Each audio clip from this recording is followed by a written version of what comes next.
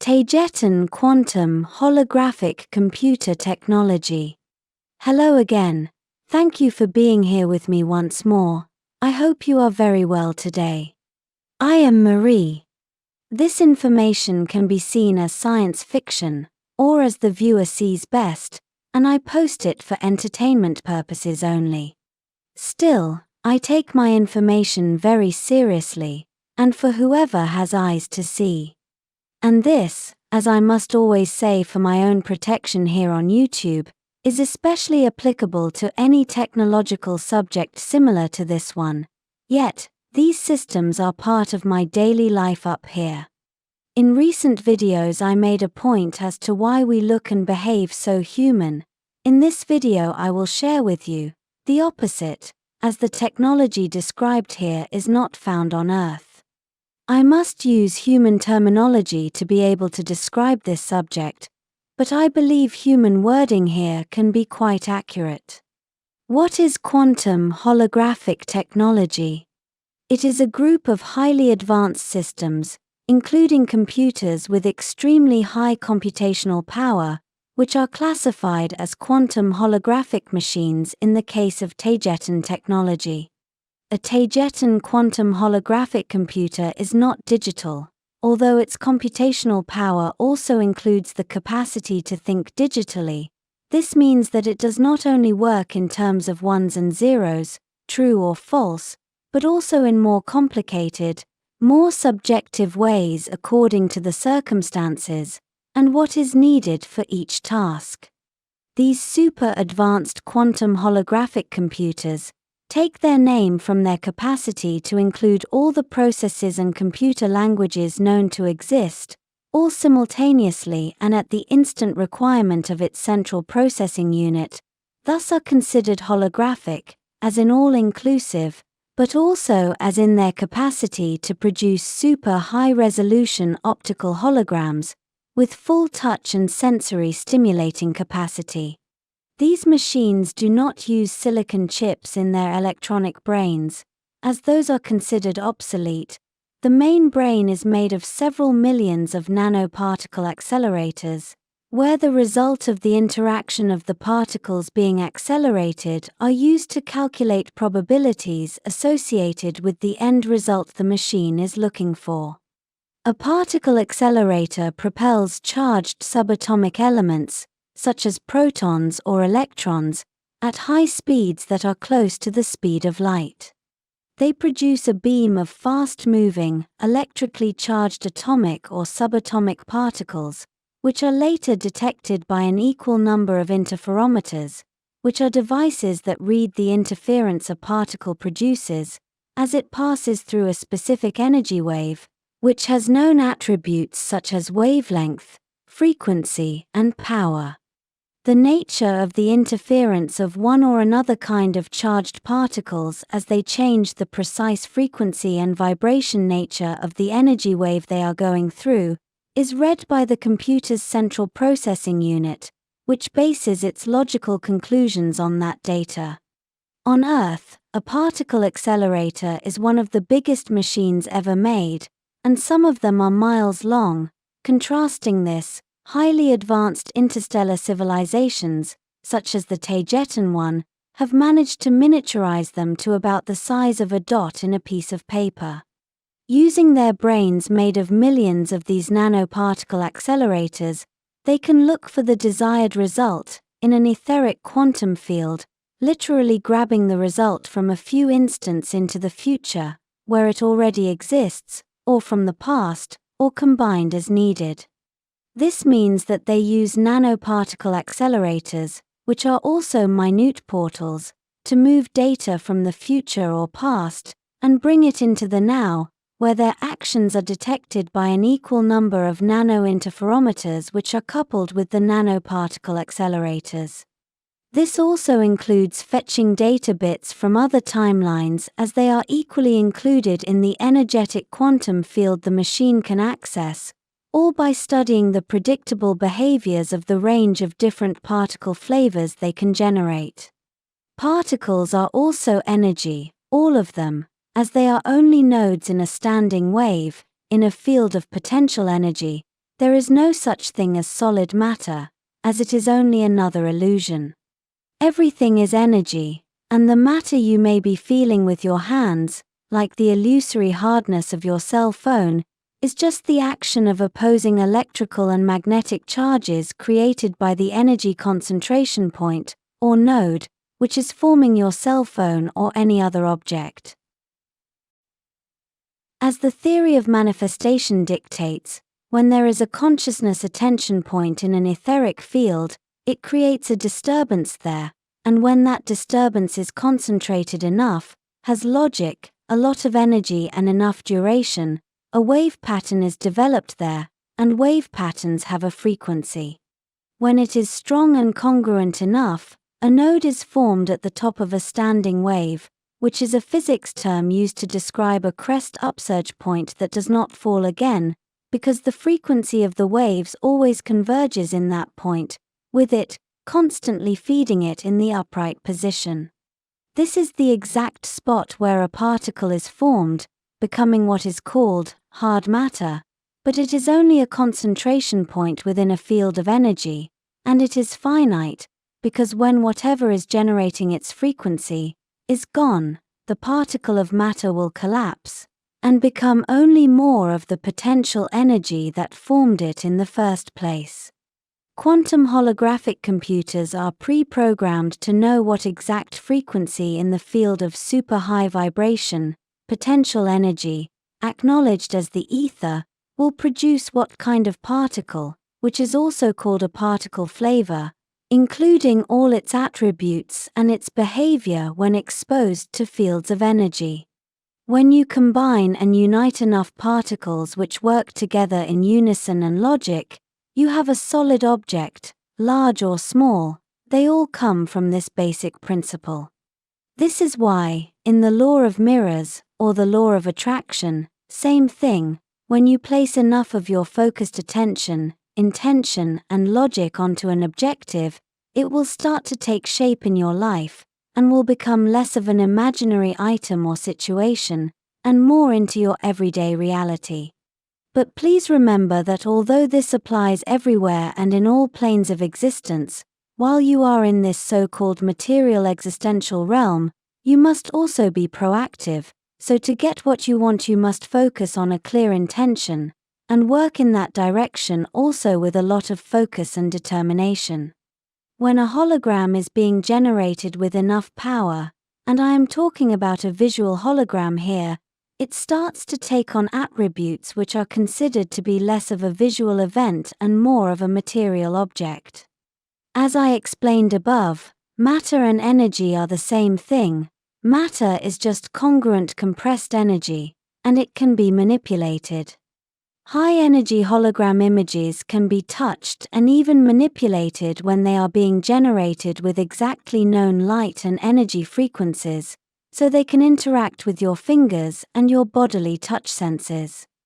This principle is used on quantum holographic computer screens, which are not only 3D capable and with ultra-high resolution imaging, but they enable the user to touch and manipulate objects on the screen, full with texture and thermal feeling.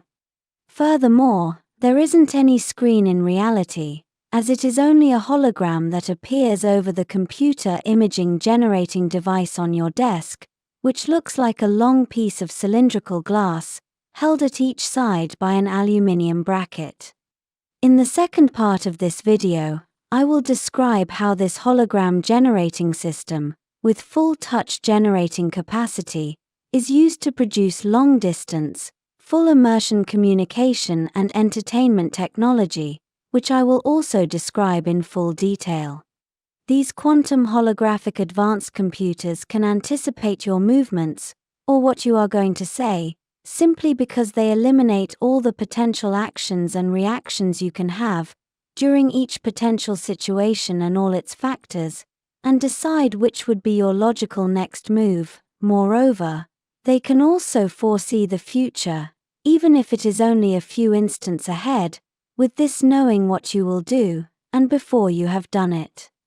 This attribute is exploited by Taygetan starships and their artificial intelligence, which is linked to its flight and navigation systems, for the ship's computer to link with its pilot, giving him or her the capacity to fly the starship using thought alone. And although this system is present in all kinds of Taygetan starships, it is especially appreciated in fighter-class vessels. This is the basis for hands-free, thought interface, flight systems. It does not need to read brainwaves, and it does not need anything like a chip implanted in someone's head, as this system is so advanced that it can simply know what the user wants, choosing probabilities in a quantum field, which includes the elimination of possible computer errors and misinterpretations, as it uses its time-jumping capacity to literally see the reaction of the pilot to the course of action it is about to take. The computer reads all the possible actions a pilot can take when in each specific situation, and determines the pilot's most probable wish and move. Then, it jumps a few instants ahead in time using the quantum field, to validate that it is indeed what the pilot wanted, and only then it will take an action, for example, moving the control surfaces and dynamic thrust vectoring systems of the starship's engines, to produce a maneuver.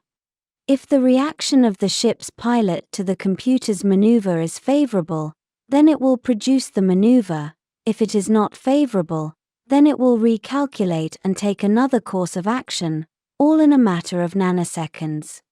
This way, the system eliminates nearly all possibilities of computer errors, where the computer would do something the pilot did not desire. The pilot doesn't even need to talk to the computer. All it needs to do is think about what he or she wants, and the computer will react accordingly. This system works best when the pilot and the ship's computer know each other. This means that new ships and pilots must get acquainted first, before any complicated maneuvers are done, although from the start, the entire thought-to-computer system is accurate and safe enough for anyone to fly. The ship's computer can anticipate the mere fact that the pilot wants something, by simply extracting that data and result from the quantum field, simply by looking a few instants ahead in time, and reading the pilot's possible decisions and reactions at every given situation. The pilot can also interact with the ship's computer verbally, but this is a commodity which is included for the pilot's comfort, making the interaction with the computer more natural. All starships, but especially fighter-class ones, also have traditional manual flight systems, which include pedals, a joystick for one hand, and a multiple task stick for the other.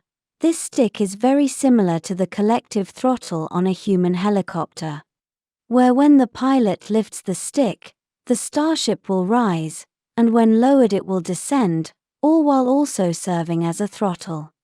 When these movements are combined with the functions of the joystick and the pedals, the starship will move and maneuver as the pilot desires.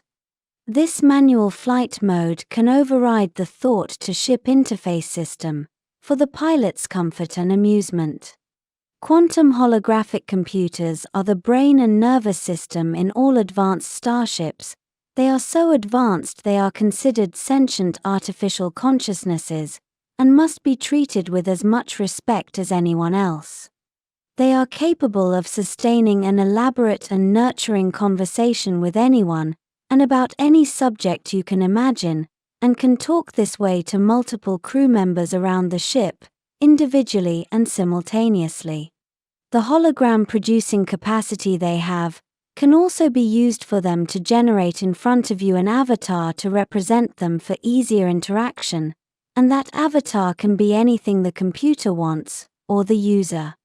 You can be anywhere on the ship, and simply ask the computer for anything you may want to know, and any time, all you must do is ask her verbally, as the mind-to-computer interface is not always activated inside ships, for the comfort and ease of the biological crew.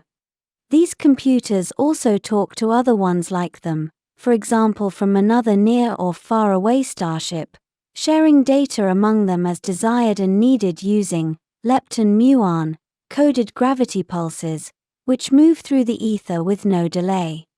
In the ether, or the spirit world, distances hold no meaning, so there is no data lag, nor delay, even when communicating with another starship or planet thousands of light years away.